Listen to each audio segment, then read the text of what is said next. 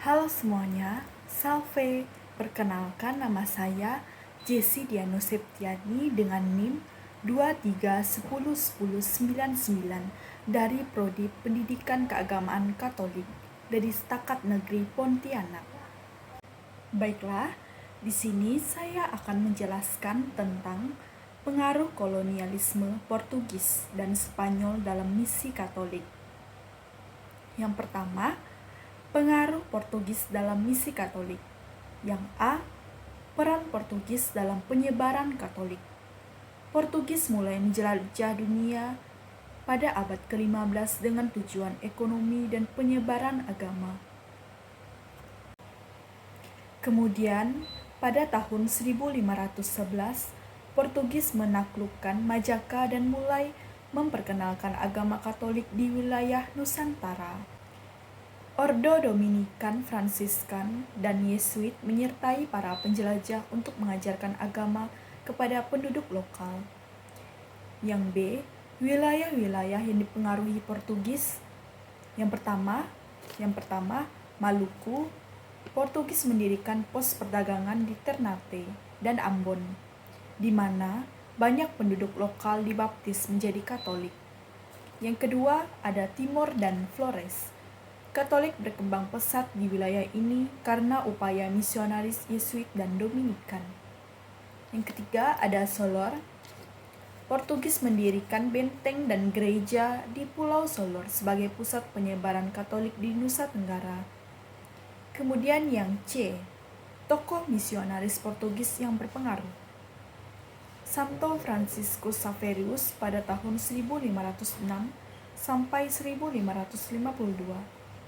Dari Ordo Yesuit adalah misionaris paling terkenal yang datang ke Maluku pada 1546 sampai 1547.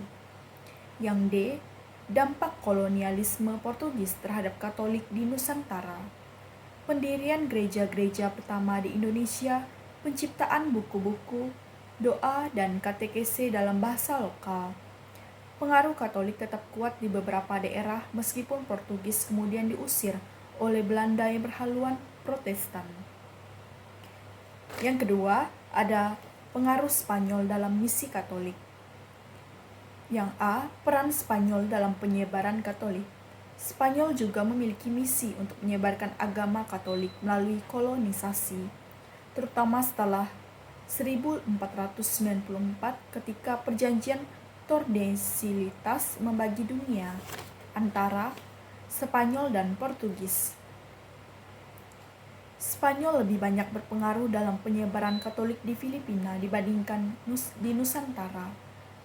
Yang B, dampak di wilayah Nusantara. Pada abad ke-16, Spanyol sempat hadir di Maluku Utara, terutama di Tidore. Sebagian besar keberhasilan misi Katolik Spanyol terlihat di Filipina, di mana agama Katolik menjadi dominan hingga saat ini. Baiklah, saya akan menjelaskan kesimpulan dari semua pengaruh kolonialisme Portugis dan Spanyol dalam misi Katolik. Kesimpulannya adalah Portugis lebih berperan dalam penyebaran Katolik di Nusantara dibandingkan Spanyol. Kehadiran Portugis membawa misionaris Katolik ke Maluku Timor dan Flores, yang hingga kini masih menjadi pusat komunitas Katolik di Indonesia. Namun setelah kedatangan Belanda yang berhaluan Protestan, penyebaran Katolik mengalami kemunduran sebelum akhirnya bangkit kembali pada abad ke-19. Demikianlah singkatan dari materi yang saya berikan. Saya ucapkan terima kasih.